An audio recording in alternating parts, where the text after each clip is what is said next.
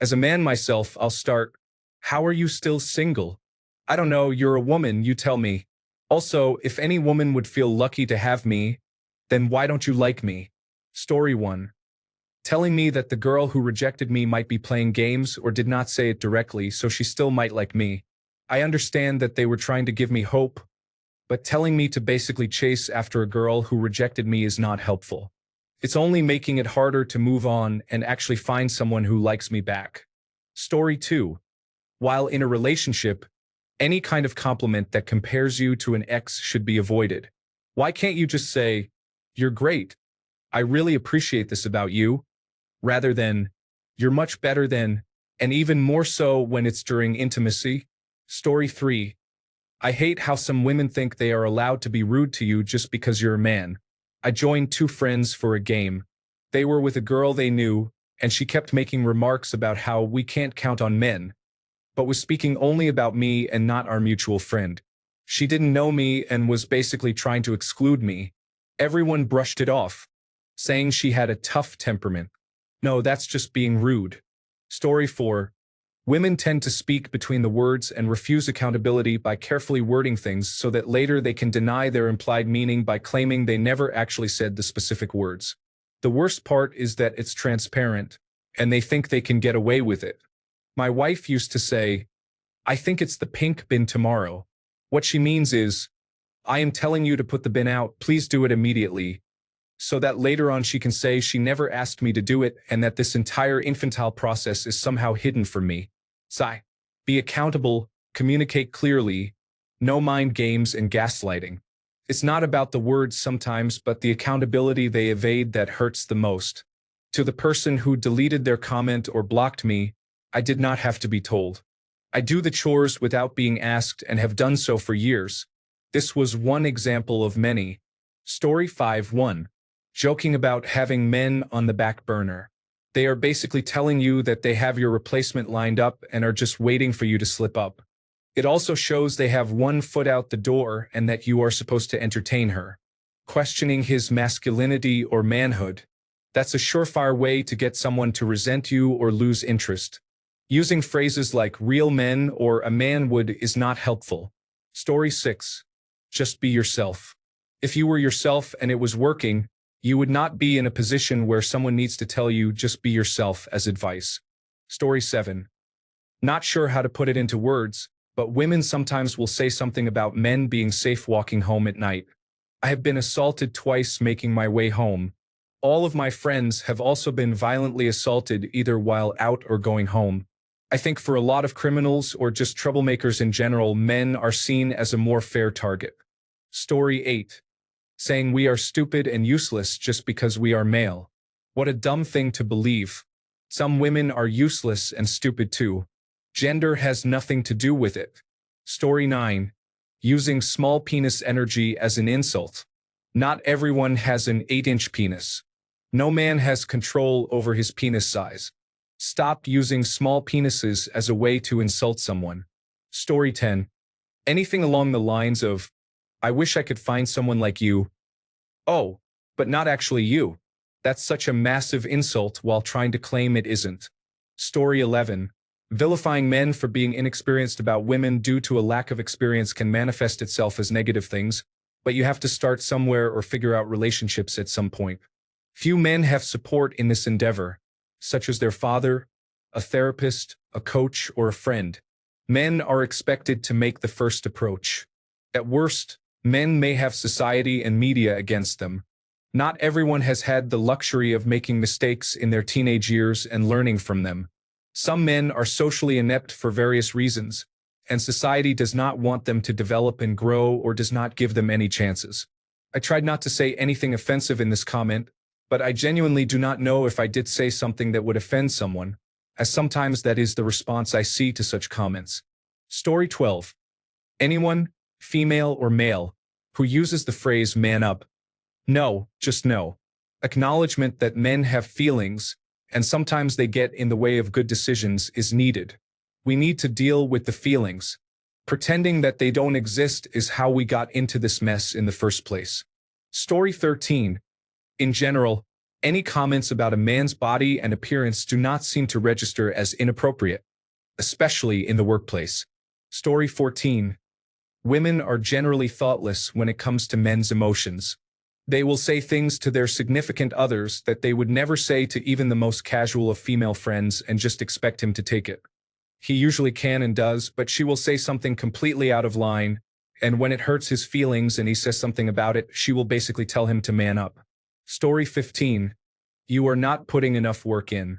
I show up to work early every day, take fewer breaks than I'm supposed to because I want to get more done, and I'm constantly asking questions and working hard serving customers. Story 16. If I wasn't with so-and-so, I would totally sleep with you.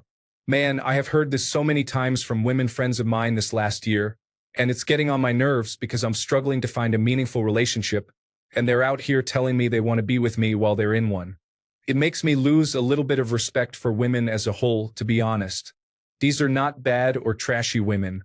I think they're telling the truth and believe they're giving me a compliment. I don't want to hear that, though. Keep it to yourself. Also, it makes it difficult to hang out with them. Story 17. You would not understand it because you are not a woman. Sounds normal, maybe even empowering to women. However, it is actually quite a harmful notion. You would not understand is not just calling someone unempathetic. It is actively brushing off an opportunity to actually educate someone about a struggle that you feel like women go through.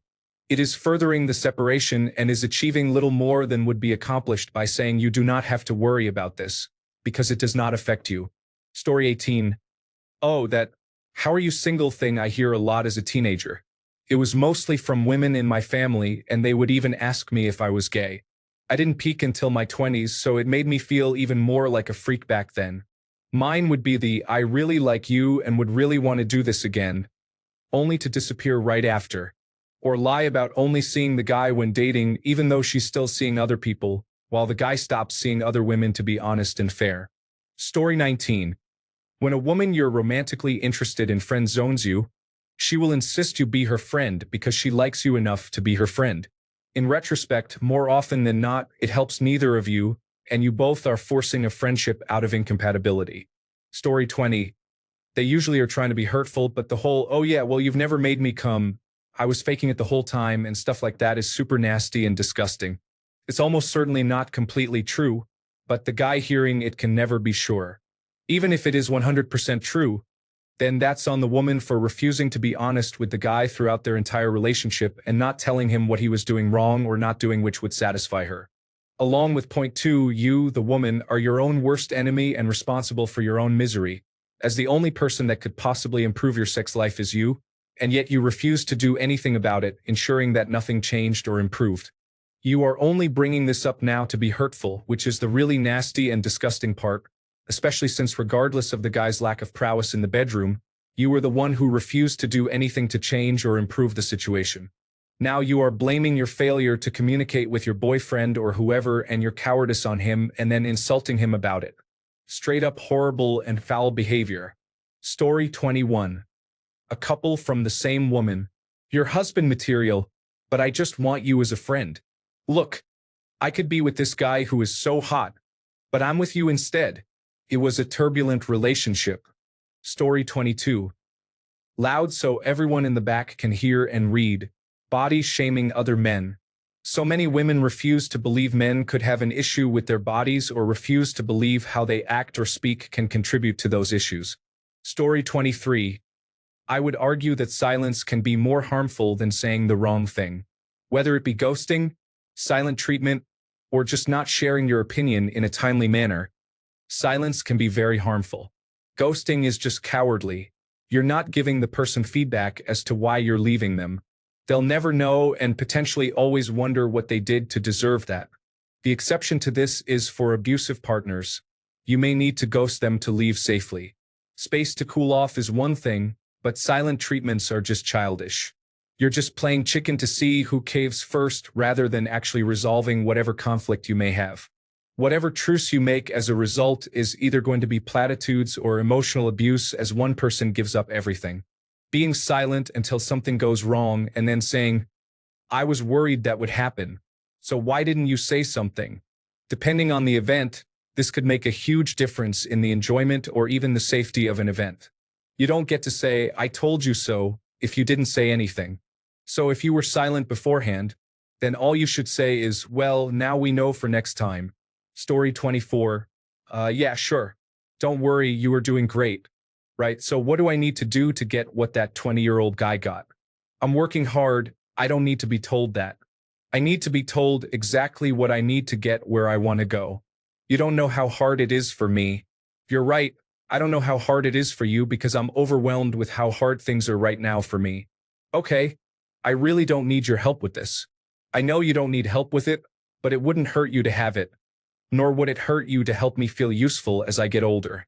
One of the hardest things for me to feel is useless. I often feel like the world would be better without me, and that's without you saying something that compounds that. Story 25. Why do you want to take women's rights away? It's insulting and belittling for them to think I want to just take away women's rights. I'm much better than that. I want to take everyone's rights away. Story 26. All I want from life is a nice guy. And now we have Reddit nice guys. Also, don't worry, the big ones hurt. I'd rather have yours. It might seem great, but you'll always know your penis is small and she's longing.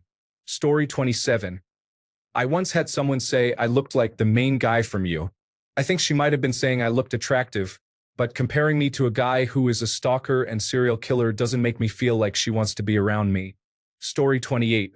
For me, it's when they say something is ick, a word I despise, and it's something trivial like ordering a girl drink or, God forbid, he plays with his daughter. There is someone on TikTok making a list. They are up to 600 and something of the trivial things women find ick. One of them said wearing black Nike socks. Another said talking to his female cousin, or cooking or washing dishes, or celebrating that the team he plays for won a game, or being comfortable on a flight. Just because a man likes to do something that is stereotypically a female thing, have fun or be comfortable, why should it be seen as a bad thing? Story 29. I remember hearing people talk about the Barbie movie and recite the phrase, "I am Kinoug." At face value, this is a wonderful statement, a reassurance of the inherent value of human life. But I think it reflects a large difference in the way men and women calculate their worth to their community. It begs the question, good enough for what? Enough to exist? Enough to date, marry, talk to, or be friends with? Adolescent boys, in general, need a great deal of work on themselves personally, professionally, emotionally, and physically before they are of any interest to most women. This certainly requires effort and maybe hardship to develop. Hence, the ideas you are not enough, you have work to do, or you could be better are more practical than you are enough. Women are more likely to be viewed as the prize, so the statement, "I am enough," can be a very practical statement for young ladies to reassure themselves of their inherent worth. Many people may not realize that an alleviation of responsibility is not what most men crave. Such a shame that something so well-intended can go so awry. On a separate note, I remember being in a bad place emotionally and being offered help, only to realize that I didn't want help. I just wanted the power to help myself. Please tell me how I am wrong. Story 30. Men are dogs. Men are trash. Men are stupid. Men are worthless. I hate men. I wish all men would die. Women know this is harmful, and they say this deliberately to inflict harm. Let's address the casual calls for genocide before we nitpick the small stuff like, how are you still single? Story 31. How everything is the fault of the patriarchy or misogyny. It doesn't matter how toxic a woman is being or how abusive she is. Some women still find a way to make that the man's fault. Story 32. I don't know if I would consider this harmful, but throughout the years, I had women friends tell me to ask out one of their friends or sisters. I thought that meant they knew their friend or sister liked me. I did and ended up getting rejected, which always stings despite being part of the dating dynamic. I felt like it was all just an experiment to see if I would be successful or not. Another thing is cherry-picking feminists who voice all their expectations of me. I've dated quite a few of those. Few were legitimate feminists who actually accepted the downsides that come with independence. They voice their expectations of society and men but act like princesses when dating and life planning. Story 33. I wish for once in my life I had a man who made more money than me. Verbatim from my ex-girlfriend. I have a master's degree and make a respectable salary, though I'm by no means wealthy. She apologized after saying it, but it still stings thinking about it. Story 34. I wish I could meet someone like you. Go talk to yourself. You don't have to like me, and that's fine. But don't ever tell me that. You're basically saying, you're everything but attractive. I know that I'm unattractive. You don't have to remind me. Story 35. Big dick energy refers to guys who are confident and secure, while small dick energy describes the opposite. Imagine a man saying a woman has small tits energy because she's feeling insecure.